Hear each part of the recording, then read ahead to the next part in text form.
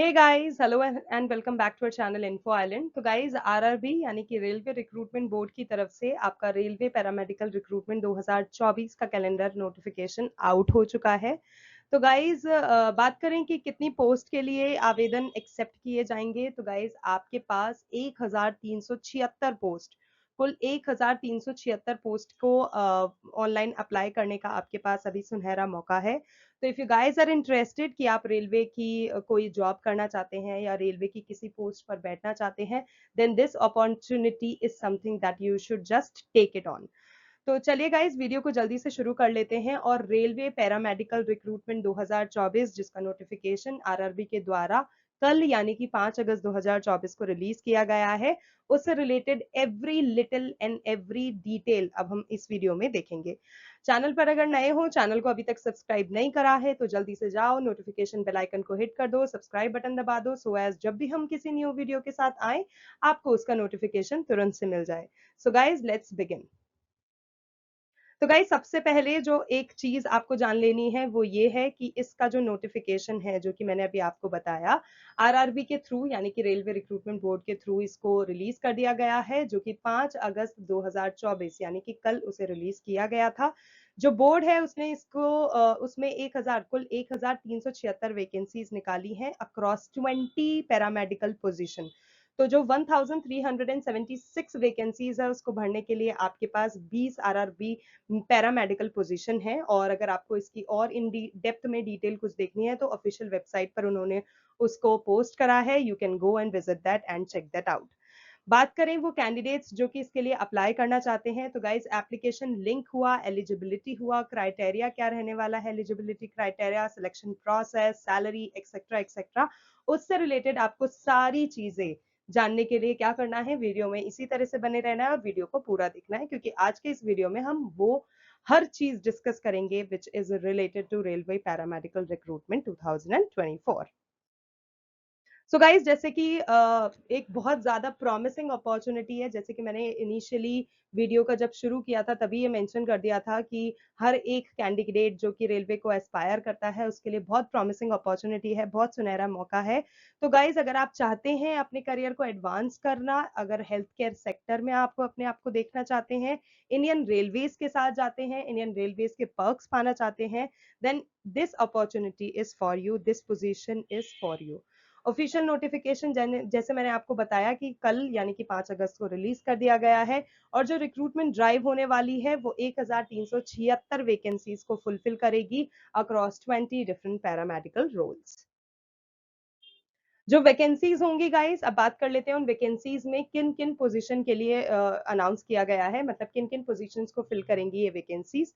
तो guys, radiographers हुए, optometrist हुए, फार्मासिस्ट हुए, इन सब के लिए बेसिकली पोजीशंस खाली किया गया है। नोटेबली जो नर्सिंग सुपरिंटेंडेंट होते हैं उसकी जो पोजीशन है वो सबसे ज्यादा है, मतलब जो टोटल वैकेंसी है 1376 की, उसमें सबसे ज्यादा अगर कोई पोजीशन है तो वो है नर्सिंग सुपरिंटेंडेंट की। तो आप अगर चाहते हैं तो उसको आप भर सकते हैं, उसके लिए अभी एज ऑफ नाउ 173 ओपनिंग्स मौजूद हैं।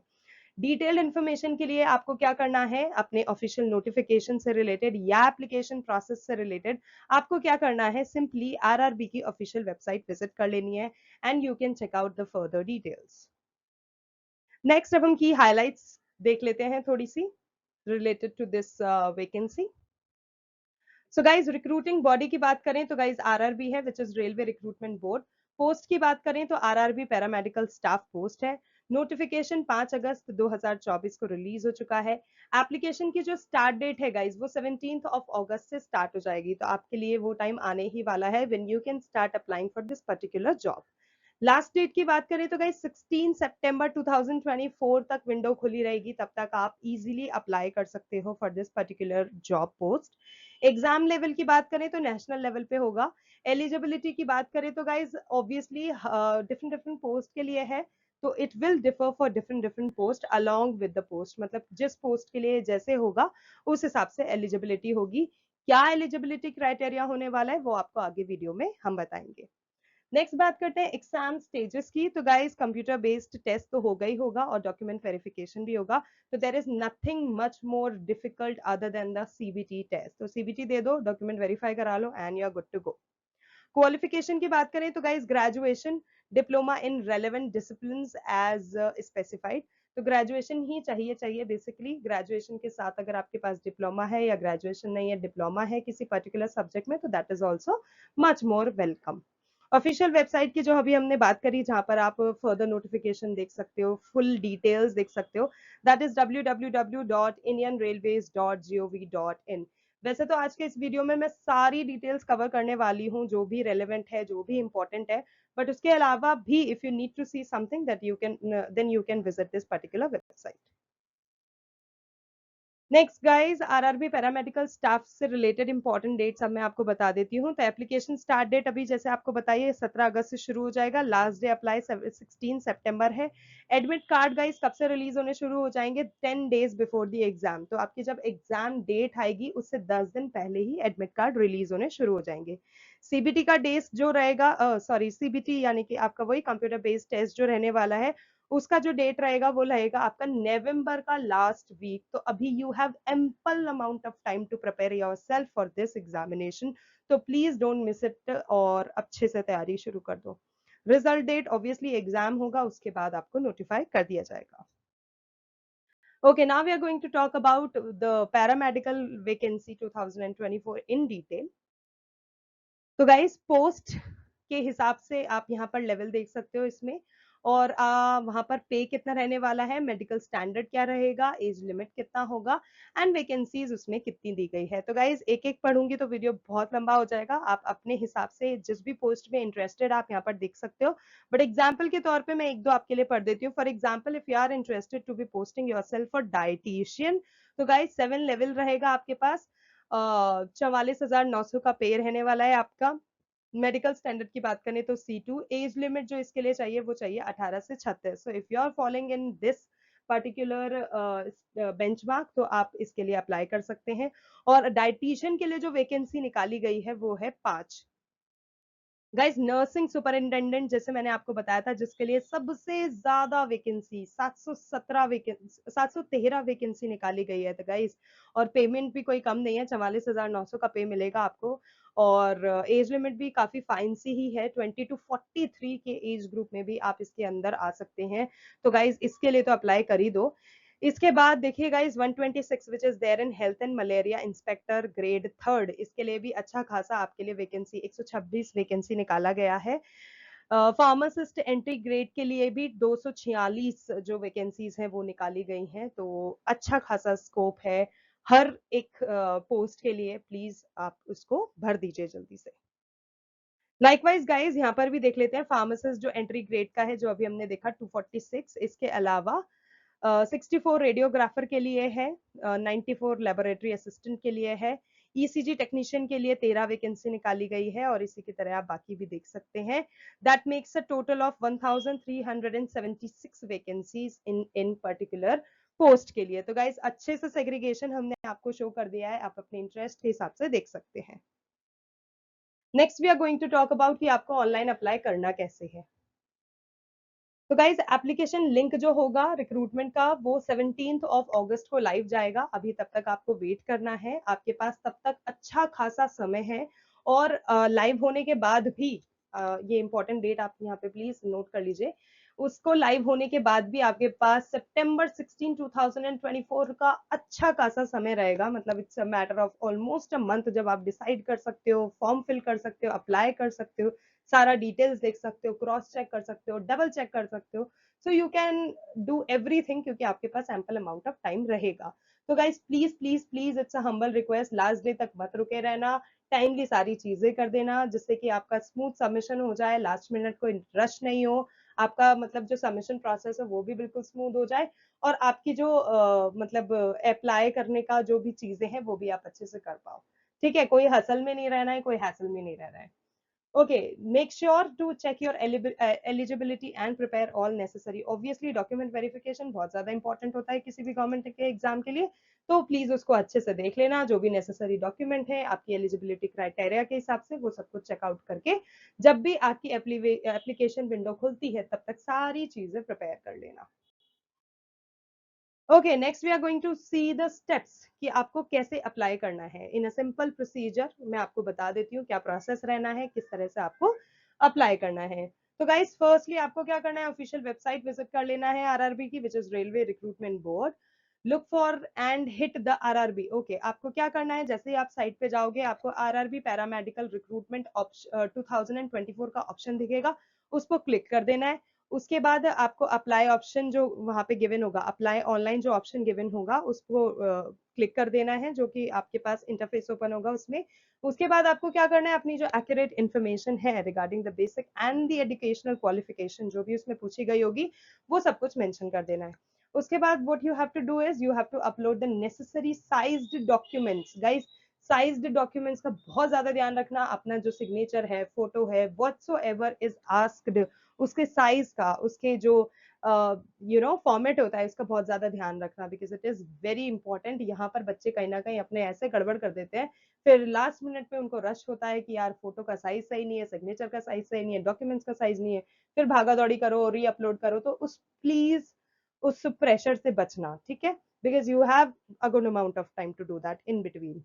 उसके बाद क्या करना है, आपको अपना डेबिट कार्ड ले लो या क्रेडिट कार्ड ले लो, या नेट बैंकिंग के थ्रू या फिर यूपीआई यूज करके जो भी आपके एप्लीकेशन फॉर्म भरने की पेमेंट है, जो भी नेसेसरी पेमेंट है, वो सब कुछ डन कर देना। See how simple it is to apply. और क्या चाहिए यार, इसके अलावा भी फिर भी लगता है कोई क्वेरी आ रही है तो मुझे कमेंट करके बता देना, I will help you out. Okay, now we are going to talk about कि आरआरबी पैरामेडिकल रिक्रूटमेंट की एप्लीकेशन फी क्या रहने वाली है। Guys this is also very important यार, हमें देखना पड़ेगा ना कितना पैसा देना है हमें इस फॉर्म को भरने के लिए। सो गाइस कैंडिडेट्स जो भी इस फॉर्म को भरना चाहते हैं, दे need to pay a little amount of money in order to pay in a form of application fees examination के लिए।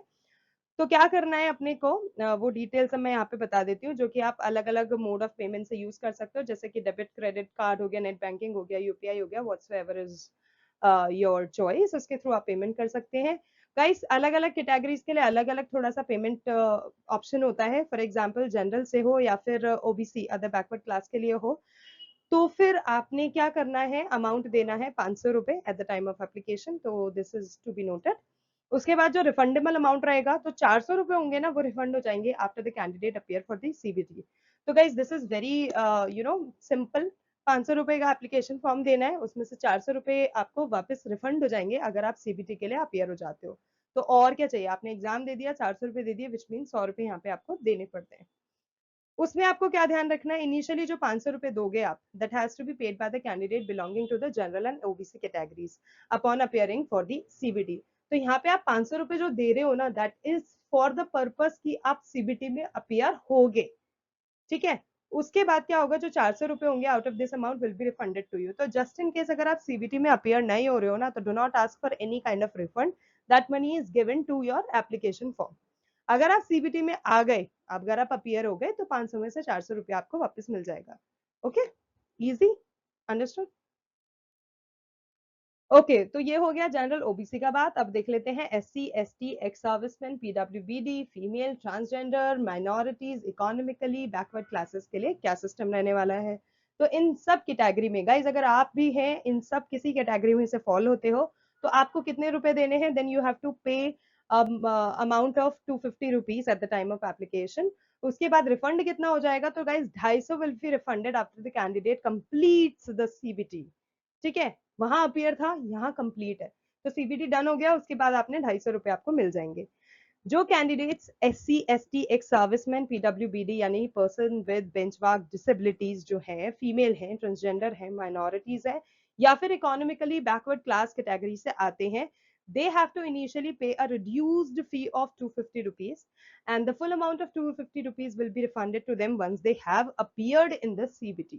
Okay, कोई कंफ्यूजन नहीं है, क्लियर है। 250 रुपए दिया, 250 रुपए रिफंड हो जाएगा जब आप सीबीटी के लिए अपियर हो जाओगे, ठीक है, as simple as that. So now पैसे की बात हो गई, एप्लीकेशन में कितना देना है वो हो गया, वैकेंसी कहाँ निकाली है वो हो गया। अब हम बात कर लेते हैं एलिजिबिलिटी क्राइटेरिया क्या रहने वाला है, किस पोस्ट के लिए क्या रहेगा। सो गाइज अगेन यहाँ पे सेग्रीगेशन में आपको बताऊंगी, पोस्ट बताऊंगी, एजुकेशनल क्वालिफिकेशन बताऊंगी उस पोस्ट के हिसाब से, और किस एज लिमिट के लिए वो चाहिए, वो मतलब एजुकेशनल क्वालिफिकेशन चाहिए वो बताती हूँ। वो एलिजिबल आप तभी हो पाओगे अगर आप उन कैटेगरी में फॉल करते हो। सो स्टार्टिंग में डाइटिशियन, अगर आप डाइटिशियन पोस्ट के लिए अप्लाई करते हो तो बीएससी चाहिए साइंस में। पीजी का डिप्लोमा है अगर आपके पास, with PG diploma in dietetics 1 साल का आपके पास होना चाहिए। 3 महीने की इंटर्नशिप होनी चाहिए ओआर बीएससी होम साइंस से, या फिर एमएससी होम साइंस से फूड एंड न्यूट्रिशन में, तो वो भी चलेगा। ठीक है, एज लिमिट क्या होनी चाहिए, 18 to 33 ईयर्स। तो ये डाइटिशियन डन हो गया। डेंटल हाइजीनिस्ट के लिए अगर आप अप्लाई कर रहे हो तो degree in science biology OR diploma certificate course 2 साल का, जो कि डेंटल हाइजीन में चाहिए। उसके साथ 2 साल का एक्सपीरियंस होना चाहिए आपके पास एज अ डेंटिस्ट, मतलब आपने एज अ डेंटिस्ट कहीं काम किया हो। एज लिमिट 18 से 33 है यहाँ पे भी। डायलिसिस टेक्नीशियन की बात करूं तो BSc with diploma in haemodialysis, या फिर नहीं, प्लस इसके साथ साथ आपके पास 2 साल का एक्सपीरियंस भी होना चाहिए, और 20 से 33 साल एज लिमिट है।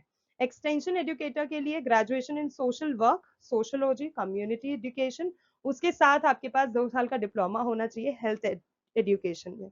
एज की बात करूं तो अगेन 22 से 35 साल। लाइकवाइज गाइज आप optometrist, perfusionist, physiotherapist, radiographer, speech therapist, इन सब का डिटेल्स यहाँ पे पढ़ सकते हो विद एज लिमिट। मैं एक एक का पढ़ूंगी तो थोड़ा सा वीडियो लंबा हो जाएगा and you guys will be like कि क्या यार बोर कर रही है। ओके अगर आपको चाहिए तो मैं पढ़ देती हूँ, नॉट अ इशू। ऑप्टोमेट्रिस्ट की बात करें तो BSc in optometry OR diploma in ophthalmic technician, और 3 to 4 ईयर्स का होना चाहिए, जिसके साथ साथ काउंसिल रजिस्ट्रेशन भी होना चाहिए। एज 18 से 33 अगेन। परफ्यूशनिस्ट के लिए आपके पास बीएससी होना चाहिए with along with diploma in perfusion technology OR BSc, जिसके साथ साथ आपके पास 3 साल का एक्सपीरियंस होना चाहिए एज अ कार्डियो मनारी पंप टेक्नीशियन, एज 21 से 40 साल।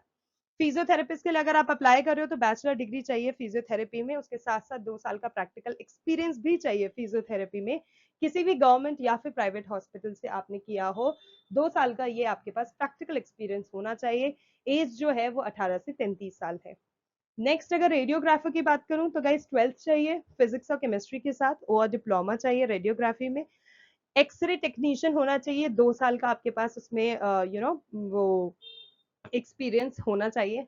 साइंस ग्रेजुएट होंगे विद डिप्लोमा इन रेडियोग्राफी, तो ये चीज तो बहुत ज्यादा ही प्रेफर्ड है। और एज जो है वो 19 to 33 years. Okay next we are going to talk about speech therapist. Speech therapist अगर आप बनना चाहते हो तो बीएससी चाहिए स्पीच थेरेपी में, जिसके साथ आपके पास 2 साल का एक्सपीरियंस होना चाहिए, या फिर डिप्लोमा हो आपके पास स्पीच थेरेपी में 2 साल का, जिसके साथ 3 साल का एक्सपीरियंस चाहिए। So guys, this OR, if you are not in a position to understand कि why I was reading it as OR, so ये और denote करता है, just in case if you guys are getting confused. Okay, so you either need the BSc in speech therapy और 2 साल का experience, या फिर आपके पास डिप्लोमा हो स्पीच थेरेपी का 2 साल का और 3 साल का एक्सपीरियंस हो। Okay, either of these two, ये जो OR यहाँ पे गिवन है ना, so either of these three, these two जो भी है आप उसके हिसाब से देख सकते हो और अप्लाई कर सकते हो। ओके गाइज, लाइकवाइज यहाँ पे ईसीजी टेक्नीशियन का, health lady health visitor, lab assistant grade 2, pharmacist grade 3, और health and malaria inspector grade 3 का भी दे रखा है। आप अच्छे से सारा डिटेल्स देख लेना और अप्लाई कर देना।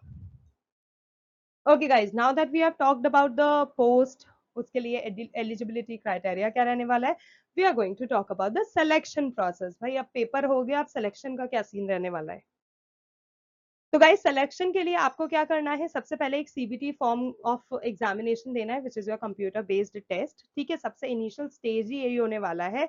इसको बेसिकली क्यों कंडक्ट करवाते हैं, इन ऑर्डर टू सी कि जो कैंडिडेट्स हैं उनका नॉलेज कितना अच्छा है, उनका स्किल सेट कितना अच्छा है related to the post they are applying for. उन पैरामेडिकल पोजिशन के लिए are they even worth giving a chance, तो उस सब चीजों को देखने के लिए। ठीक है, इस टेस्ट से क्या असेस किया जाता है, प्रोफिशिएंसी उस पर्टिकुलर फील्ड में कितनी है कैंडिडेट्स की। Okay understood, so CBT done हो गया। सीबीटी को करने के बाद आता है document verification which is called DV. DV में आप क्या करोगे, जो भी कैंडिडेट सक्सेसफुली क्लियर कर लेते हैं, गाइस नोट करना, अगर आप सीबीटी क्लियर कर लेते हो ना, then only you are going to eligible to be proceeding with the document verification stage. If you are not qualifying the computer based test, then do not even ask for the document verification. ठीक है, CBT clear कर दिया, फिर अपन DV में आ गए। DV के stage में आने के बाद क्या होगा, वो सारे कैंडिडेट्स जो कि ओरिजिनल डॉक्यूमेंट्स के साथ प्रेजेंट है, in order to confirm their eligibility, उनको देखा जाएगा, उनके डॉक्यूमेंट्स देखे जाएंगे। उसमें क्या क्या देखा जाएगा गाइस, अब उसमें आपका देखा जाएगा एजुकेशनल क्वालिफिकेशन क्या है, आपका एज क्या है, आप किस कास्ट से बिलोंग करते हो, किस कैटेगरी से बिलोंग करते हो, या और भी कोई अगर इंपॉर्टेंट डॉक्यूमेंट चाहिए उस पर्टिकुलर रिक्रूटमेंट नोटिफिकेशन के लिए, या फिर उसमें नोटिफिकेशन में मेंशन कर रखा है एनीथिंग अदर देन दिस, तो वो सारा डॉक्यूमेंट भी देखा जाएगा। Okay done. नेक्स्ट आ जाता है मेडिकल फिटनेस के ऊपर। अब गाइज सीबीटी हो गया, डॉक्यूमेंट वेरिफिकेशन हो गया, अब क्या करना है, अब जो सिलेक्टेड कैंडिडेट्स हैं they have to undergo a medical fitness test.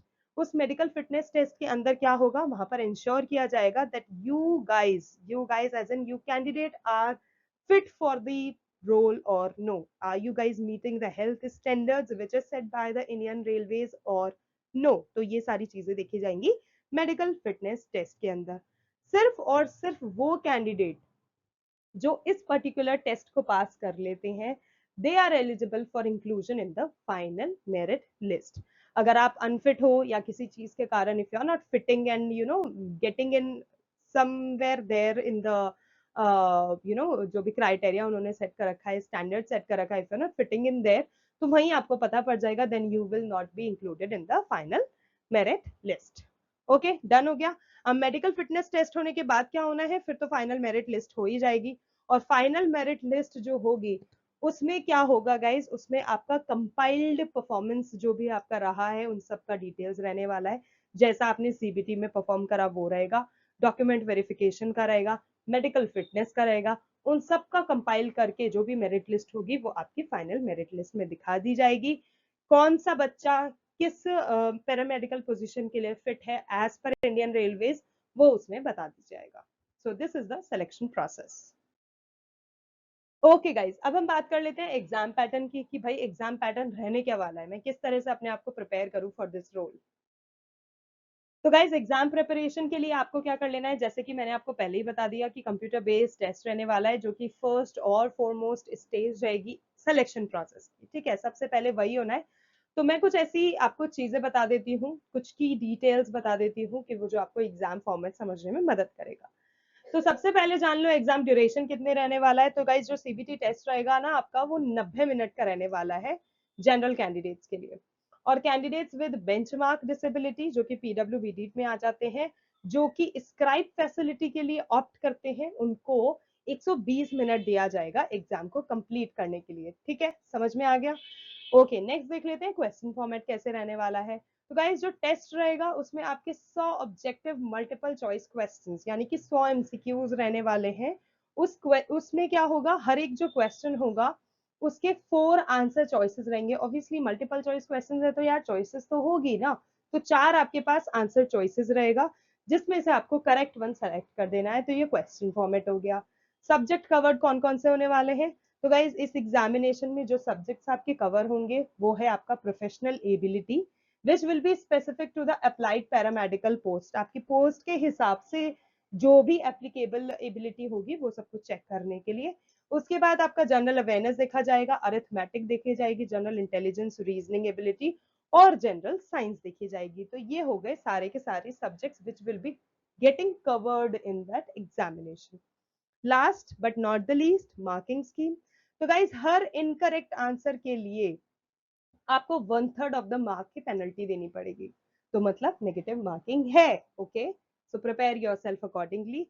एक गलत जवाब का आपको 1/3 जो मार्क है उस मार्क का वो हटा दिया जाएगा। This means her wrong answer के लिए 1/3 of the marks allocated for that question will be deducted.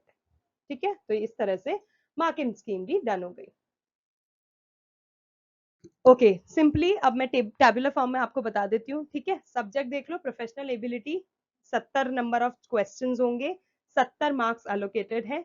इसी तरह से आपके पास जनरल अवेयरनेस में 10-10 रहेगा, जनरल अरिथमेटिक में 10 क्वेश्चन 10 नंबर के, जनरल इंटेलिजेंस और रीजनिंग में 10 क्वेश्चन 10 नंबर के, जनरल साइंस में 10 क्वेश्चन 10 नंबर के, एंड दैट्स हाउ आपका टोटल 100 क्वेश्चन हो जाएगा 100 नंबर के।